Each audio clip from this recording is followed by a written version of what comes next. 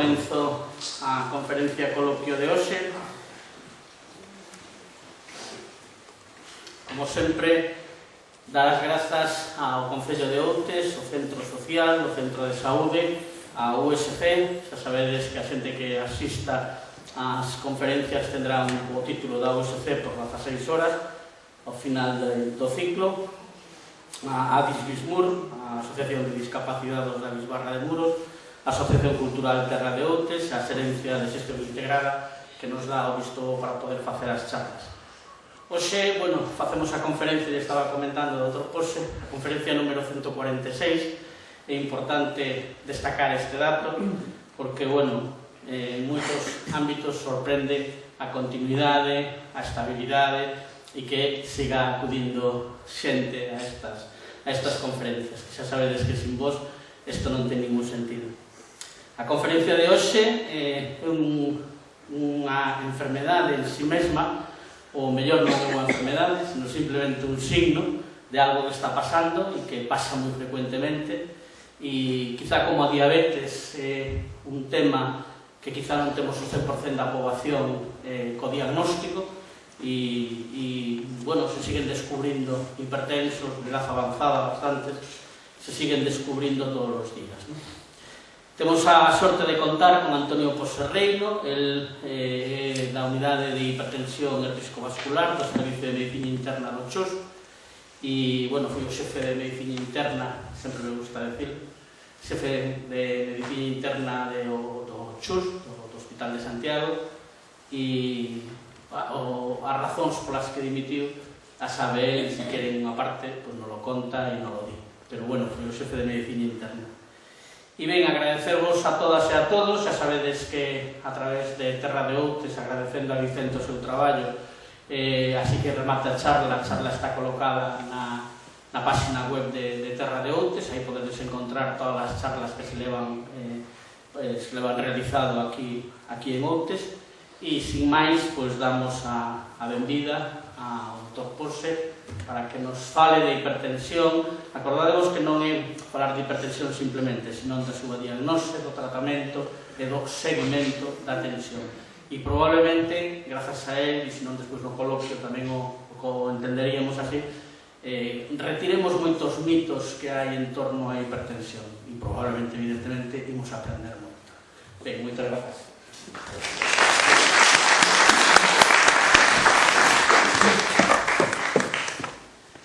Non sei se se oye moi ben. Óyese? Sí. Si o pegas, sabe, si está funcionando. Non o podo pegar. Non está encendido. Dalle a... bueno. Ahora sí. Ahora perfectamente. Perfecto, xa me decía, me parecía. En primer lugar, te quería agradecer ao Dr. Dios a oportunidade de estar outra vez aquí. Creo que é a terceira vez. Sí. Das 140 e pico, tocame 3, por lo menos. A verdad que estou encantado de decir que aquí estades moi protegidos, tendo nada menos que médico a Dios. Moito nivel de Dios. Ben, ademais, é que plantexa desde fai moito tempo estas reunións, que son como charlas, pero tamén coloquio, que sirven non só para divulgar, senón para formar tamén. Eu xa decía que con 140 charlas deste tipo, aquí debe verse moito médico casi, ou paramédico, como digo os americanos, non? Paramédico. Hipertensión arterial, teñen que falar de hipertensión arterial. Empezarei dicindo algo que xa comentou, vou falar aquí sentado, porque senón o micro non me van a oír ben, entón, mellor falo desde aquí. A min gustaríame moito máis moverme, pero non pode ser. Falar, en primeiro lugar, decir, a hipertensión arterial é realmente unha enfermedade. E xa comentaba agora o Dr. Dios, efectivamente, a hipertensión arterial non é unha enfermedade en sí, porque senón teríamos que decir que máis da mitad da poboación de máis de 65 anos está enferma, só de hipertensión.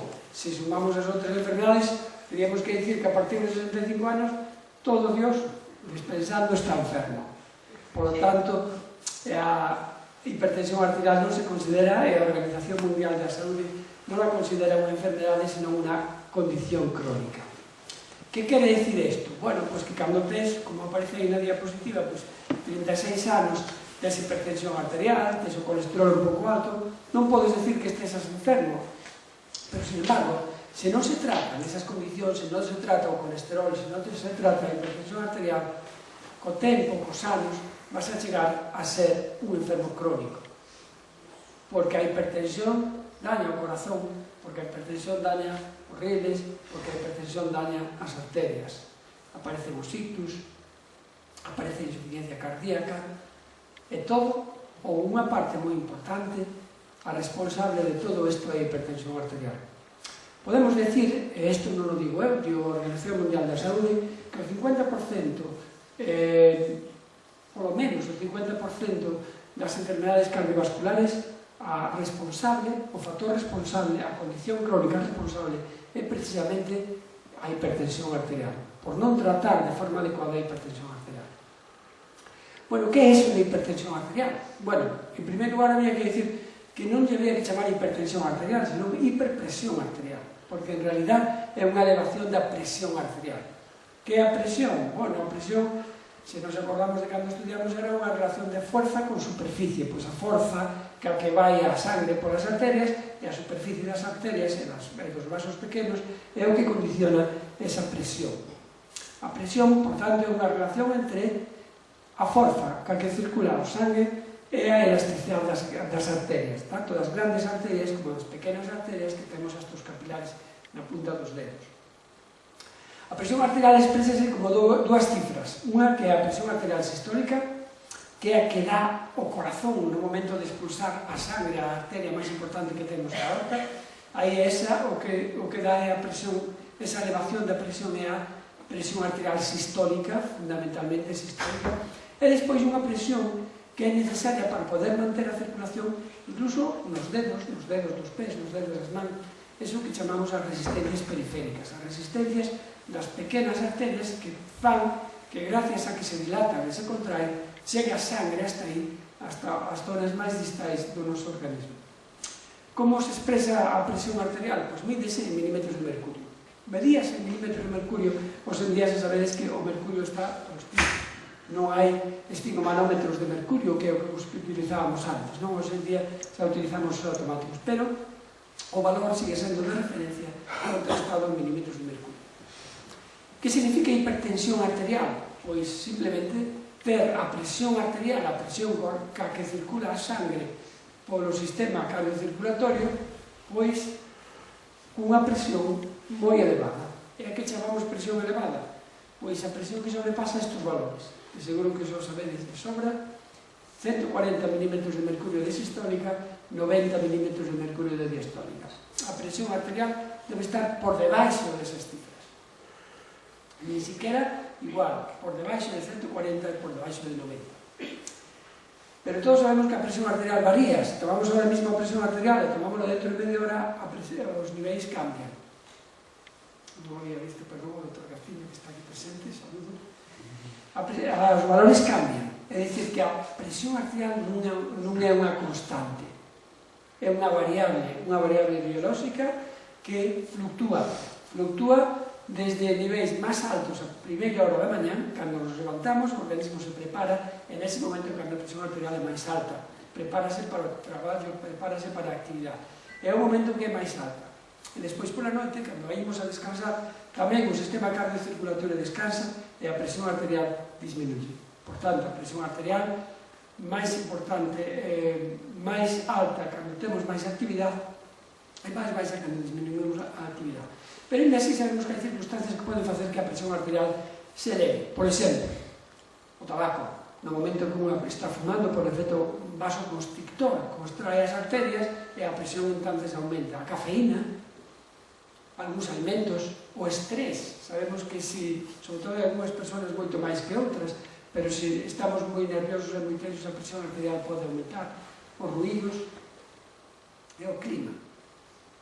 Cando credes que a presión arterial é máis alta? Polo verano ou polo inverno? Polo inverno. Por que polo inverno? Porque o frío produce vasoconstricción das arterias. E o calor dilata. a dilatar as arterias, a sangre circula mellor, a presión arterial baixa.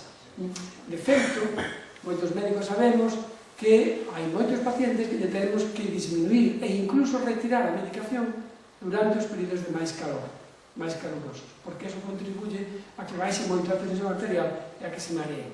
Sabemos que, por lo tanto, o calor é beneficioso para baixar a presión arterial.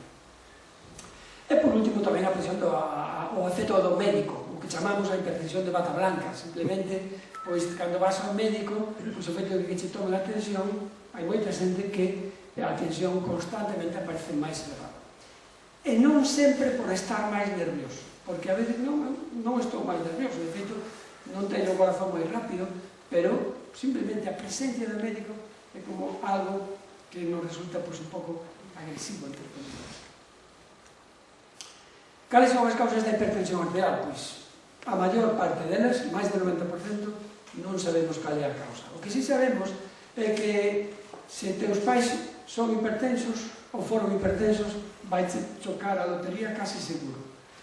Sabemos tamén que conforme avanza a edad tes máis risco de hipertensión, as mulleres, despois da menopausia, tenen moito máis risco de hipertensión, se estás gordo tes moito máis risco de hipertensión, a raza de color, a raza negra, tamén ten máis risco de hipertensión, e despois se estás tomando algúns medicamentos, tamén sabemos, por exemplo, os antiinflamatorios, que moitos elevan a presión arterial, se os toman sobre todo continuamente.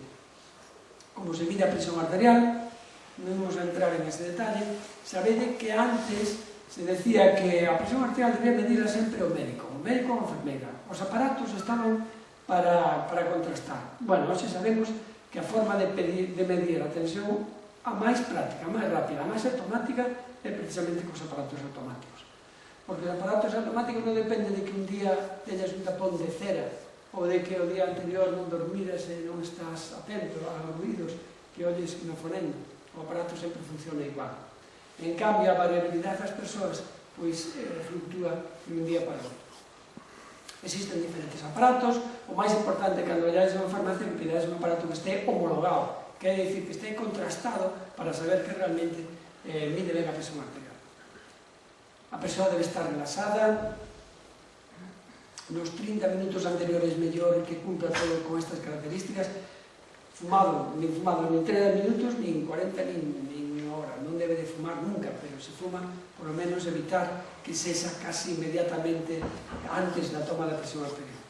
Sentado, é a posición máis correcta, o brazo apoiado sobre a mesa, máis ou menos a altura do corazón, retirar a roupa que presione aí o brazo, porque se está presionando moito, a presión que detectamos aquí non é a mesma, porque parte da sangre queda aquí estancada.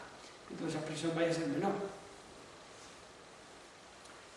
Outro detalle importante que as pernas que non deben estar cruzadas, porque isto tamén interfire coa determinación da presión. Hai unha cousa moi interesante que ocorre ca edad, que é que, como sabedes e como dixen antes, ca edad, sobre todo a partir dos 65 anos, a presión arterial aumenta. Na menopausia, nas mulleres tamén ocorre isto. Pero suele ocurrir un detalle bastante curioso. Nos jóvenes suelen ter a presión arterial tanto diastólica como sistólica elevada. Incluso máis a diastólica, a que decimos a mínima elevada e a outra normal. Todo o contrario pasa cas persoas maiores. As persoas maiores que suelen ter a presión arterial sistólica alta. En cambio, a presión diastólica cada vez vai máis para baixo. Hai unha disociación entre o componente sistólico e o componente diastólico. Tanto é así que moitos médicos din que, en realidad, as persoas maiores o que hai que tomar é a presión arterial sistólica, a diastólica non importa, porque, ademais, vai estar sempre moi alta e vai se dar medo de tratar a de arriba, porque a de baixo pode baixar tamén. Decía que a hipertensión non é unha enfermedade, é unha condición crónica, pero que, sin embargo, é responsable de máis da mitad das enfermedades cardiovasculares. Por qué? Porque daña o que chamamos os órganos diana. Que son esos órganos diana? Pois son órganos vitais, órganos tan importantes como o cerebro, órganos tan importantes como o corazón, órganos tan importantes como os riles, como as arterias. A presión arterial elevada vai a dañar as tuberías por onde va o corazón, que ten que impulsar o cerebro onde chega a sangre. Por tanto, sabemos que tratar a hipertensión arterial é fundamental para evitar isto, para evitar o daño que ocurre nas arterias, no cerebro, no corazón e nos riles, que é o máis importante. Ademais, existen moitos ensaios clínicos e moitos traballos que nos dan a entender claramente que tratar a hipertensión é necesario para evitar o risco que entraña os niveles elevados de presión arterial. Tratar a hipertensión arterial é beneficioso hasta calquera idade, hasta os 100 anos e máis se vivimos máis de 100 anos, porque reducimos as complicaciones, sobre todo neses sitios que aparecen aí na diapositiva, que comentamos, o cerebro, o corazón, os riles, as arterias, que son órganos fundamentales. Melloramos, ademais, a calidad de vida, e, ademais, non todos os hipertensos teñen dolores de cabeza ou mareos. Hoxe en día, detéctase antes a hipertensión que os síntomas.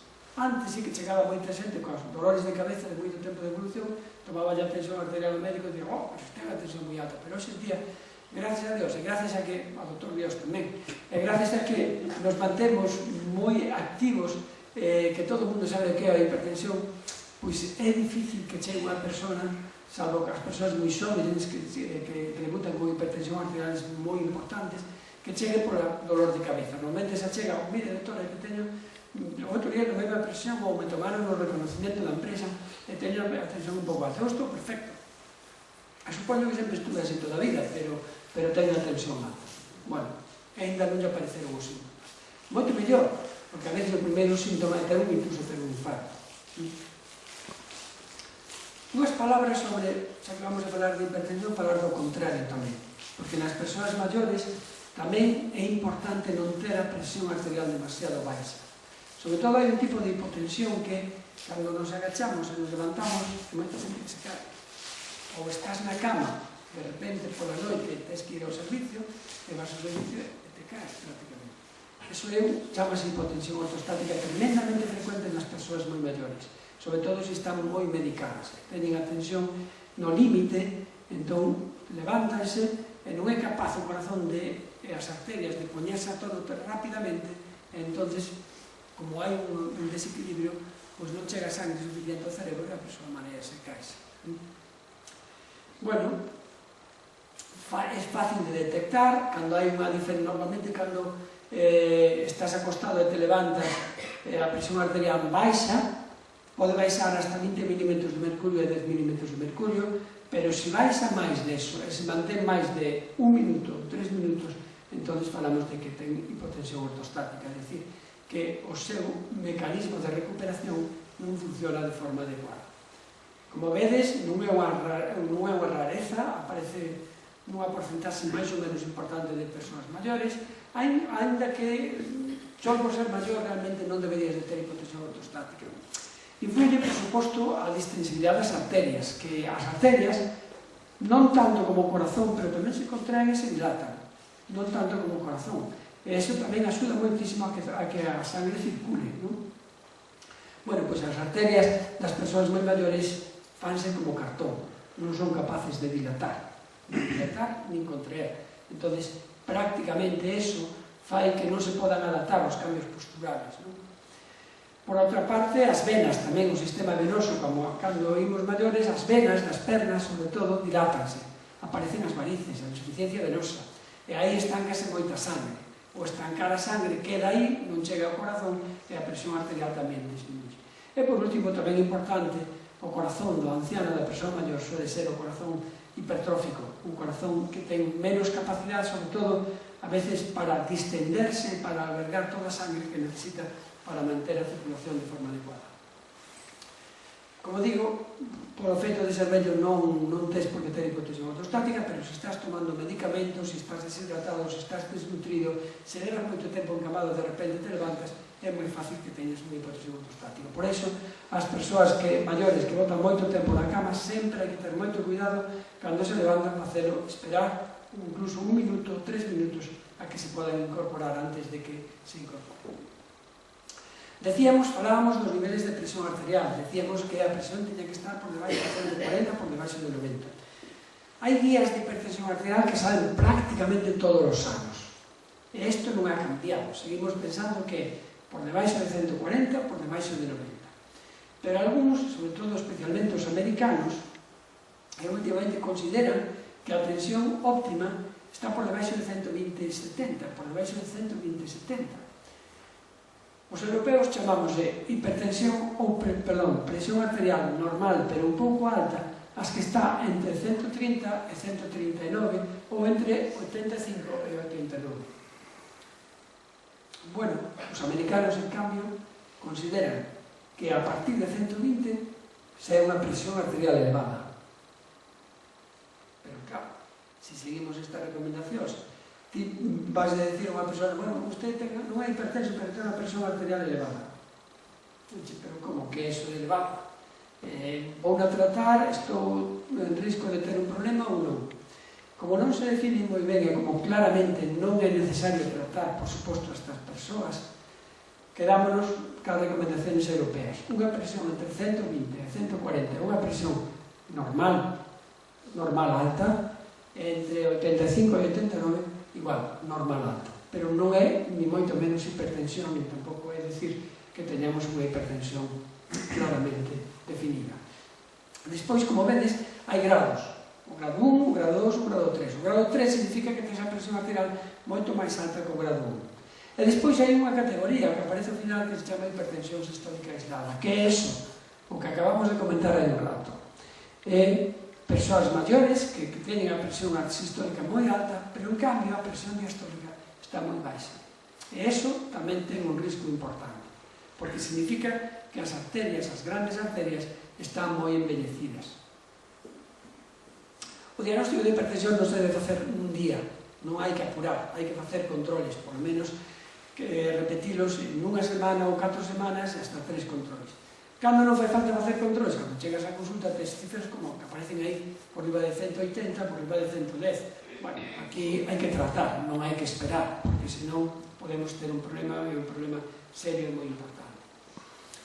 Si podemos, o ideal para evitar eso que decíamos antes, recordades de hipertensión de bata blanca, se queremos, deberemos de contrastar e decirle, mire, tome a tensión na casa tamén para saber se coincide as cifras que ten aquí na consulta. Porque hai moitas persoas que cando chegan á consulta teñen 20 milímetros de mercurio máis de sistólica ou 10 milímetros de mercurio máis de diastólica, parecen hipertensos, pero na súa casa están perfectos. Por tanto, isto que se chama hipertensión de bata blanca. E podedes decir, isto é totalmente inocuo, non ten problema. Non é exactamente así. Esas persoas, co tempo, tamén teñen maior tendencia a facerse hipertensas. A forma de tomar a presión arterial, sentado como dixemos, o brazo apoiado, máis ou menos a altura do corazón o manguito que debe envolver, por suposto, a goma do manguito a maior parte do brazo, 3 medicións con intervalos de 1 minuto, é dicir, prácticamente seguidas. En realidad, con facer 2 medicións, se non hai moita diferencia entre a primeira e a segunda, eu sempre recomendo que con 2 é suficiente, non estarei media hora tomando a presión arterial. Medila nos 2 brazos, sobre todo a primeira vez que vemos un paciente, hai que medila nos 2 brazos, sobre todo en persoas maiores, para detectar problemas de arteriosclerosis.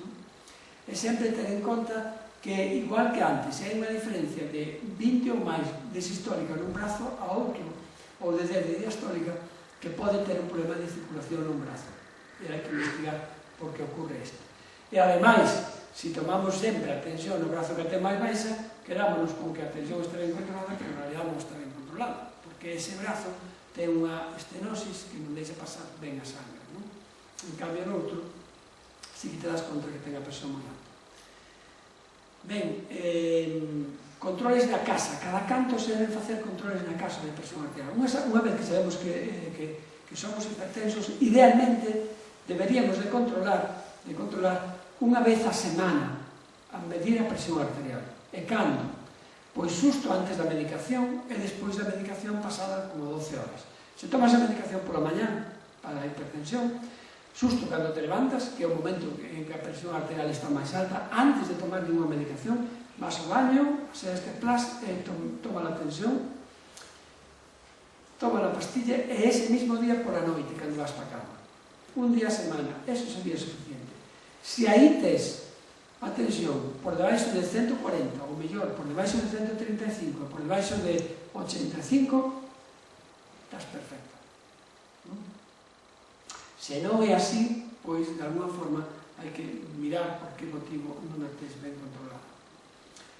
Hoxe sabemos tamén, hoxe utilizamos cada vez máis cando diagnosticamos hipertensión arterial, sobre todo a primeira vez, colocamos un Holter, unha mapa tamén lle chamamos, unha monitorización ambulatoria da presión arterial, que ven a facer o mismo que cando tomas a presión na tua casa, pero este aparato tamén se toma pola noite, cando estás dormindo. Esa é a gran ventaxa que ten. Entón, podemos ter tomas durante todo o día e durante a noite.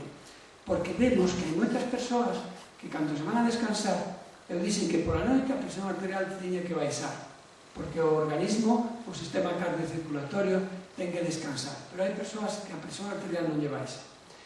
En cambio, por día teñera ben. Entón, realmente, empezan a facer complicacións, non sabes moi ben por qué, pois de un Holter daste conta que durante a noite ten hipertensión arterial.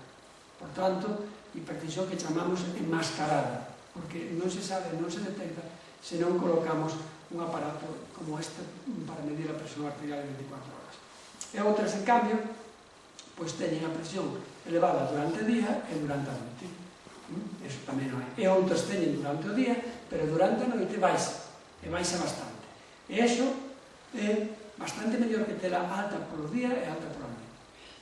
Por tanto, como vedes, non todos os hipertensos son iguales. Podes ter hipertensión arterial sistólica, podes ter hipertensión diastólica ou combinada, podes ter hipertensión de día, podes ter hipertensión de noite, ou podes ter hipertensión as 24 horas, ou ter só hipertensión, pero ves aquí ao médico. En cambio, cando vas para casa, non tens hipertensión. E non é exactamente o mesmo.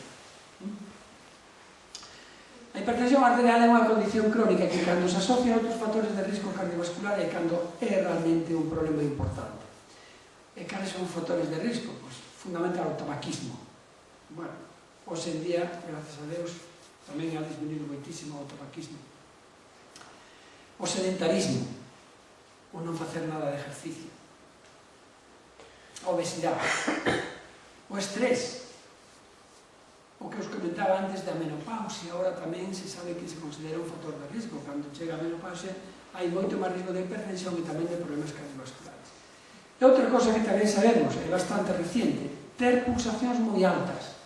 Se facer exercicio ningún tens máis de 80 pulsacións, pois iso é un factor de risco. Se te podes facer algo de exercicio, ao cabo dun ano verás que a presión arterial, a frecuencia cardíaca tamén baixa. Baixa a presión arterial e baixa a frecuencia cardíaca. Por tanto, a frecuencia cardíaca elevada tamén é un factor de risco que temos que ter en conta.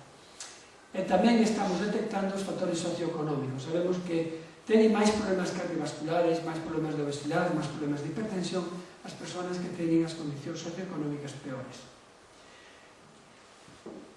Cando debemos empezar a tratar a hipertensión arterial? Pois sabedes aquí, en esta diapositiva, que independientemente da edad, ou polo menos hasta os 80 anos, se tes 140 ou máis, ou se tes máis de 90, probablemente tes que tomar algún tratamento. A parte da dieta hiposódica, que é un factor do que vimos a falar, pero a maior parte de pacientes van a necesitar tamén un tratamento farmacolóxico. E a partir dos 80, a partir dos 80 podemos esperar hasta 160 milímetros de mercurio para empezar a tratar. Pero a partir de aí, con 160 mantenido, hai que tratar. E a diastólica, pois independiente da edad, por 90 ou por riba de 90. Por tanto, quedamos con isto na cabeza. 140, 90. E 160, 90 nas persoas maiores. Como dixen antes, as persoas maiores de 80 anos, a diastólica xa baixa. Entón, non nos vai a preocupar a diastólica. A que nos vai a preocupar é esas por riba de 160 sistólicas. A veces temos que poñer tratamento en persoas que teñen problemas cardiovasculares xa, que tiveron un infarto, tiveron un ictus, teñen presións arteriais que, como vedes, non son moi altas, están por debaixo de 140, pero están por riba de 130, están por riba de 85, e esas tamén hai que tratalas. Moitos medicamentos temos para tratar a presión, para tratar a hipertensión arterial.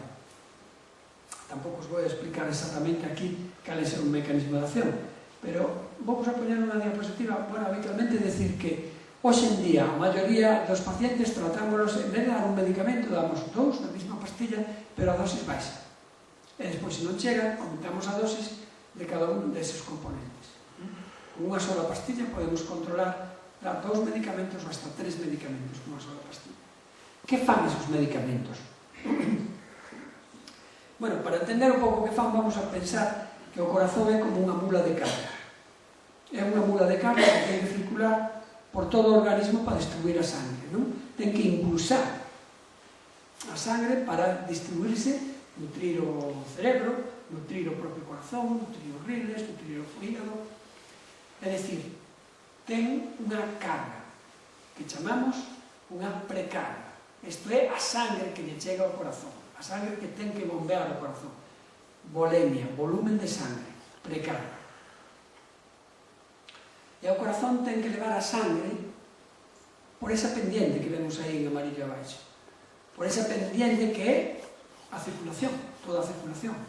Depende moito das resistencias periféricas, das resistencias das arterias grandes e arterias pequenas.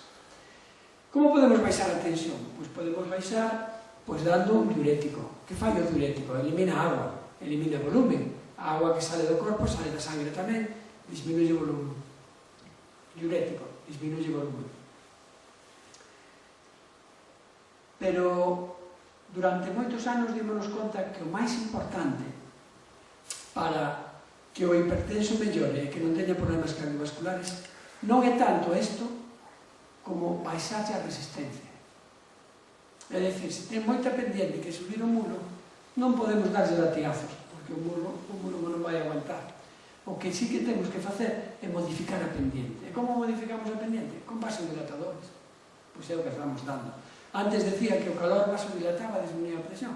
Bueno, pois os vasodilatadores, temos moitos tipos de vasodilatadores que son os que consiguen os maiores éxitos en hipertensión arterial. Moitas veces o que facemos é utilizar un vasodilatador combinado con un diurético. Por eso sabemos que cando tomamos unha pastilla para a tensión, moita xente di que non para de orinar. Bueno, se non para de orinar, probablemente que lle sobra bastante volumen e ten que botalo fora. Porque cando se estabilice, probablemente non necesite botar máis volumen fora. Por tanto, vasodilatadores, na maioría dos casos, combinados con diuréticos. Diuréticos disminuyen un pouco, bajan a precarga e disminuyen a volemia. Tamén hai uns medicamentos curiosos que axudan dunha forma moi peculiar, que son os beta-bloqueantes. Que fan estos? Pois é este home que está aí tratando de impulsar tamén o carro, non? Sabemos que dar latigazos ao corazón non é bo, porque vai a durar pouco tempo se o castigamos, pero en cambio que podemos facer que o que fan os beta-bloqueantes. Que fan os beta-bloqueantes? Pois fan que o corazón se relaja. Se vas moi rápido, vas a 80, vas a 90 por minuto, pois pasas a 60, 70, incluso 50. Tomar a vida con calma. Tomar o corazón tamén a vida con calma e a presión arterial tamén baixa. Controlamos o efecto das catecolaminas. As catecolaminas son esas hormonas de estrés. Cando un está moi estresado, a tensión pode subir e un tamén anda coas palpitacións. Bueno, se damos este medicamento beta-bloqueante, este medicamento tamén ten esta peculiaridade que fai que a vida podemos tomar dunha forma máis tranquila. Cando aparece o COVID, no ano 20, non sei se oíxedes decir que había algúns antihipertensivos que podían favorecer, podían facer que o pronóstico do COVID fora peor. Non sei se dixen por aquí, pero oíse moito. Bueno, hoxe en día sábese que non hai ningún antihipertensivo que faga que a evolución do COVID sexa peor. O sea, non debes deixar de tomar a medicación antihipertensiva polo COVID, salvo que a tensión te baixe moito por outros motivos, non? Bueno, dar antihipertensivos sí, pero hasta cando? Hasta cando baixamos a presión arterial? Hasta que cifras? Bueno, pois isto é o que se señala nesta diapositiva. Como vedes, el roxo nunca por debaixo de 120, a máxima nunca por debaixo de 120, e a mínima nunca por debaixo de 70. Aí vai ser o límite. Canto máis maior sea a persoa, pois vámonos a quedar un poquito máis arriba. Ao rededor de 140, cando ten máis de 80 anos. Non baixamos entre 140 e 130 como moi. O que si sabemos tamén é que é moi importante actuar canto antes. Sobre todo cando unha persoa leva moitos anos sendo hipertensa e estando mal controlada, é moi importante, se ten daño a nivel de corazón, a nivel de riles, facer canto antes o tratamento antihipertensivo. Xa para rematar, decir que o problema de hipertensión é que é unha enfermedade que eu vos decía que en moitos casos non dá síntomas, porque hoxe en día non esperamos a que dé síntomas. Eso ten unha ventaxa, pero ten un inconveniente. O inconveniente é que, despois de decir eso, temos que decir que é unha condición crónica que non se cura. E quere decir isto, que eu douche un tratamento, pero na maior parte dos casos vai a ser de por vida. O mellor non é ese, é outro medicamento que cambiamos, pero vai a ter que estar con medicación toda a vida. E claro, eso a xente le va moi mal. Se eu estou perfectamente, non teño ningún síntoma, e agora teño a tensión ben, e levo 10 anos con a tensión controlada, por que non podo deixar a pastilla? Porque se deixa a pastilla non o curou. Esa pastilla o que fixo, tela ben controlada durante anos. E ao mellor tarda un mes, 2 meses, 5 meses ou 6 meses, pero volverá a ser hipertenso. Eso sabemos. Por tanto, é moi importante o cumprimento terapéutico. Un dos grandes problemas que temos que a hipertensión, igual que pasa co colesterol, co tratamento do colesterol elevado, é o baixo cumprimento terapéutico. Fixademos aquí, deste lado da diapositiva, a gráfica está de barras. Isto é o cumprimento terapéutico ao cabo de un ano. Cando tomas unha pastilla, pois casi o 70% sigue cumplindo co tratamento. Cando tomas 2 pastillas, o cumprimento se baixa ao 40%. Cando tomas 3 pastillas, por debaixo do 40%, cando tomas 8 pastillas, o cumprimento é dun 20%. Quere dicir que conforme tomas máis medicamentos é máis difícil de cumprir, sobre todo conforme pasa o tempo. Por iso apareceron as combinacións fijas de que unha mesma pastilla leva 1, 2 ou hasta 3 medicamentos. Eu vos decía, un vasodilatador como un diurético. Bueno, pois temos pastillas que teñen vasodilatador e que teñen diurético. Entón, con unha sola pastilla que podes tomar pola mañán, sobre todo se eres hipertenso, sobre todo polo día, ou incluso pola noite, se eres hipertenso, fundamentalmente pola noite, con esa pastilla, pois podes estar controlado durante anos e anos. E vas a ter que tomala hasta que aparezca algo que cure a hipertensión. De momento non hai nada que cure a hipertensión, pero o que sí sabemos é que se non a controlamos e non a tratamos van a aparecer problemas seguros. Para rematar, mensaxes prácticos. La hipertensión, aínda que non é unha enfermedade, é responsable de máis do 50% das mortes por muertes cardiovasculares. É unha condición crónica, non é unha enfermedade, pero en canto produce daño nos órganos diana, a partir dese momento convírtese nunha enfermedade tremendamente perigosa. Precisa, outro detalle importante que comentamos, tratamento de por vida. Quere decir que os medicamentos que damos non son para curar, son para controlar a hipertensión, igual que para o colesterol, igual que a diabetes.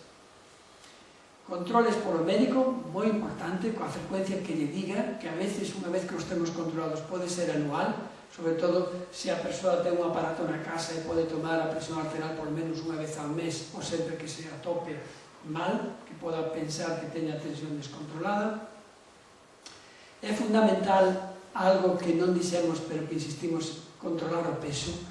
A maioría dos hipertensos que vexen todos os días na unidade de hipertensión teñen sobrepeso ou obesidade. Estamos vendo obesidades de grado 1, de grado 2, de grado 3, obesidades mórbidas.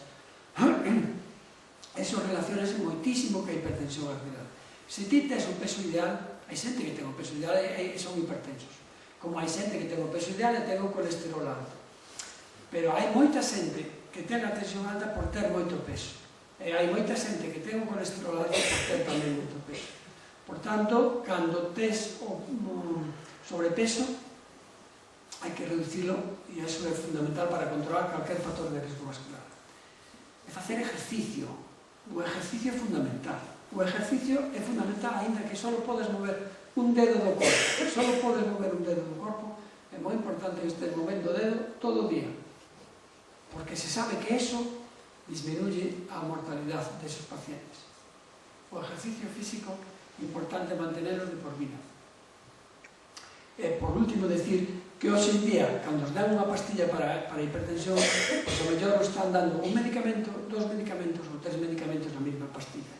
Están facendo para que podas continuar co tratamento durante máis tempo e que non te queixes de que estás tomando 2 pastillas ou 4 pastillas. Con eso nada máis. Si queredes agora comentar.